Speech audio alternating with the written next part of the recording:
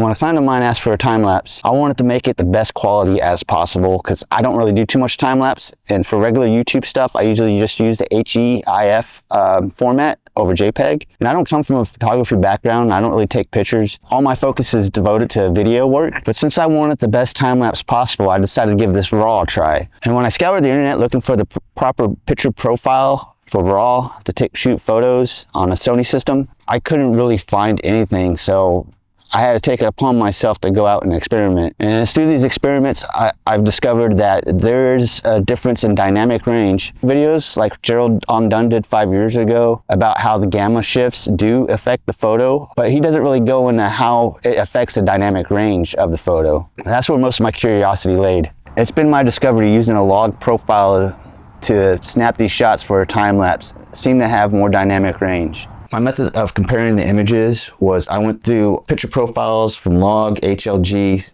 still, cine, and the profile completely off. I used different exposure settings to see how far I can stretch the image without destroying it by exposing for the scan and using histogram. Then I looked at how much image detail I get from the blown out highlights and the crushed shadows. This is how I came to my conclusion that S-Log3 was the best way to go. Now the same ISO rules apply to the raw photo for the most part. As far as noise is concerned, ISO 640, 2500, and 12800 seem to be the cleanest, at least for my viewing. The difference being is how to expose for the image. When filming in log, I usually expose the skins using zebras at 52 plus or minus 2, but when it comes to the raw photo, I set my skin tones at 78 plus or minus 2. Since I have to convert the image to edit it in DaVinci Resolve, this seemed to compress the image down a couple stops, which in turn makes the pictures harder to work with. If using a gray card, I would probably set the ZEBs around 70 with a little help from the histogram, and I would just totally ignore the exposure meters altogether. This puts the image at more of a middle ground, so very minimal grading is needed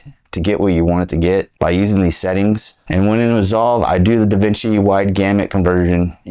I set the camera raw color space and the gamma to Rec 709. And since I'm using S-Log Gamut 3 Cine, so I set my color space to the Sony S3 Gamut Cine, and I put my input gamma to Rec 709A, which seems to hold out great. And then I output the DaVinci Raw Gamma to 709 Gamma 2.4.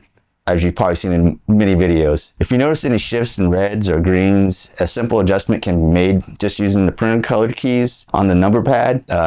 Don't know if it's my camera, but I notice when I'm shooting indoors, I get kind of a green shift, and when I'm shooting outdoors, I get more of a reddish shift. At least when I'm using natural light. This also varies depending on the lens and the filter that I'm using, because each piece of glass seems to have a different shade or color tint or coating on it. Because I know my Sony G lens has kind of a blue coating. My Sigmas give me that dirty green, and if I put like an old school Canon 17 to 55 on there, it has like a yellow tint. And the same variation I get with like ND filters, they all seem to have different color tints, whether it be orange, green, blue, whatever. So adjust accordingly. There's going to be a need for some kind of adjustment. I hope these findings were helpful. I searched the Sony website, I looked through the filmmaker's handbook, and did a random search through YouTube, and I just couldn't find any difference how the picture profile affected the raw image outside of the Gerald Dunn video 5 years ago. But he only touched up on the gamma difference in the color shifts and didn't really discuss the difference in dynamic range when using such gamma. So in conclusion, yes, picture profile and when shooting raw, at least on my Sony A7S III, does make a difference.